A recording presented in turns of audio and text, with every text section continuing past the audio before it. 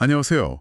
오늘은 신약 성경 마가복음의 마지막 장, 16장을 함께 깊이 들여다보겠습니다. 네, 예수님의 부활이라는 정말 엄청난 사건, 그리고 그 이후의 일들을 다루는 부분이죠. 맞아요. 그럼 그 안식일 다음 날 새벽 무덤으로 갔던 여인들의 이야기부터 시작해 볼까요? 네, 그 막달라 마리아하고 또 다른 여인들이 향품을 가지고 예수님 무덤에 갔어요. 시신에 바르려고요. 근데 도착해 보니 상황이 좀 이상했죠. 그렇죠. 무덤을 막고 있던 그 커다란 돌이 이미 옆으로 굴려져 있었던 거예요. 이게 어떻게 된 일인가 싶었겠죠? 그래서 안으로 들어갔더니 흰옷을 입은 웬 젊은이가 앉아 있었다고요. 네, 여인들은 뭐 당연히 엄청 놀랐고요. 성경에서는 보통 천사로 해석될 수 있는 그런 모습으로 묘사되죠. 그 젊은이가 뭐라고 했나요? 일단 놀란 여인들한테 놀라지 마세요 하고 그 다음에 정말 중요한 말을 하죠. 십자가에 못 박히셨던 나사렛 예수님이 살아나셨다고요. 와, 정말 충격적인 소식이었겠네요. 네, 그러면서 이제 제자들, 그리고 특히 베드로에게도 이 소식을 전하라고 해요. 예수님이 전에 말씀하신 대로 갈릴리에서 기다리고 계실 거라고요. 아, 베드로를 콕 짚어서요. 뭔가 의미가 있겠네요. 근데 그 다음에 여인들 반응이 좀 뭐랄까 특이해요. 네, 그게 참 흥미로운 부분인데 이 엄청난 기쁜 소식을 들었잖아요. 그런데 기록을 보면 너무 놀라고 무서워서 그냥 무덤에서 도망쳐 나왔다고 되어 있어요. 네, 도망쳤다고요? 그리고 아무한 채도 말을 못했다고요? 네, 두려워서 말을 못했다는 거예요. 기쁜 소식 앞에서 왜 이런 극도의 공포를 느꼈을까? 이게 참 생각해 볼 지점이죠. 하긴 뭐 평생 겪어보지 못한 초월적인 일을 마주했으니 그럴 수도 있겠네요. 기쁨보다는 압도적인 경외감이나 두려움이 먼저 들 수도 있겠어요. 맞아요. 인간이 신적인 사건을 딱 마주했을 때 느끼는 그런 복잡한 감정 상태를 보여주는 것 같아요. 자, 그럼 이 여인들이 침묵하는 동안 예수님은 어떻게 자신을 드러내셨나요? 이제 예수님이 직접 나타나시기 시작하는데 기록상으로는 막달라 마리아에게 제일 먼저 나타나셨다고 되어 있습니다. 아, 마리아에게요? 마리아가 그럼 제자들에게 이 소식을 전했겠군요. 네, 전했죠. 근데 문제는 그 제자들이 슬픔에 잠겨 있다가 마리아의 말을 들었는데도 믿지를 않았다는 거예요. 아, 또 불신이네요. 네, 이 불신의 패턴이 계속 반복돼요.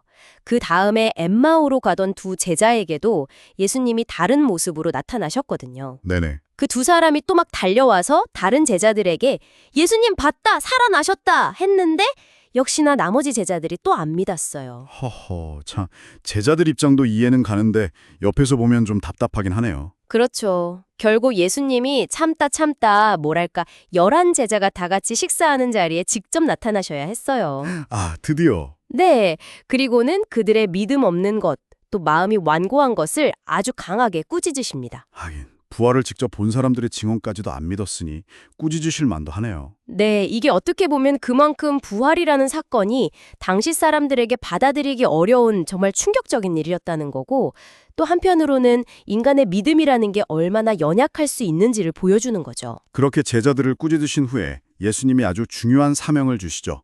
이게 그 유명한 지상 대위령 맞죠? 맞습니다. 너희는 온 천하에 다니며 만민에게 복음을 전파하라. 이 명령을 주십니다. 모든 사람에게요? 네, 그리고 이 명령에는 약속이랑 조건이 따라붙어요. 믿고 세례를 받는 사람은 구원을 얻을 것이고 믿지 않는 사람은 정죄를 받을 것이다. 그리고 또 하나, 믿는 자들에게는 특별한 표적이 따를 거라고 약속하세요. 표적이요? 어떤 표적들을 말씀하시는 건가요? 몇 가지가 나오는데요. 귀신을 쫓아내고 새 방언으로 말하고 또 뱀을 집어 올리거나 무슨 독을 마실지라도 해를 받지 않고 병든 사람에게 손을 얹으면 낫게 될 것이다. 이런 내용들이에요. 와, 정말 놀라운데요? 이게 그냥 기적 자랑이 아니라 뭔가 의미가 있겠죠? 그렇죠. 이게 단순히 그냥 신기한 일이 아니라 복음이 가진 실제적인 능력, 그 권능을 당시 사람들이 눈으로 보고 확인할 수 있게 보여주는 증거 같은 거였어요. 제자들에게는 엄청난 확신을 줬을 겁니다. 그렇군요. 이 말씀을 다 하시고 나서 예수님은 어떻게 되셨나요? 성경은 그 후에 예수님이 하늘로 올려지셔서 하나님 우편에 앉으셨다고 기록하고 있어요. 승천하신 거죠. 아, 이제 제자들만 남았네요. 처음엔 그렇게 믿지 못하고 두려워했던 제자들이었는데 네, 그런데 마가복음의 마지막은 정말 놀라운 반전이에요. 바로 그 제자들이 이제는 나가서 복음을 전하기 시작했다는 겁니다. 오, 변화했군요. 네, 그리고 마지막 구절이 정말 중요해요. 주께서 함께 역사하사 그 따르는 표적으로 말씀을 확실히 증언하시니라. 아, 주님이 함께 하셨다는 거네요. 표적과 함께. 바로 그거죠. 처음에는 그렇게 두려워하고 의심 많던 사람들이 결국에는 주님과 함께하면서 담대하게 복음을 전하는 증인으로 변화하는 그 과정. 이게 마가복음 16장이 보여주는 핵심적인 여정이라고 할 수 있습니다. 정말 극적인 변화네요. 불신에서 시작해서 담대한 증언으로 나아가는 모습이 인상 깊습니다. 맞습니다.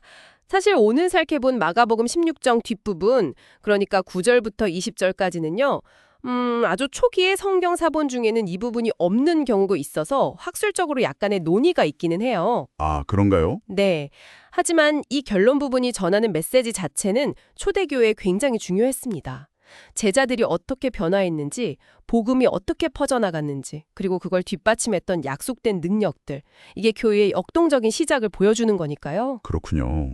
그래서 청취자 여러분께서도 이 마지막 장을 읽으시면서 믿음이란 무엇일까? 또 증언한다는 것은 어떤 의미일까? 그리고 여기서 말하는 따르는 표적은 오늘날 우리에게 어떤 의미가 있을까?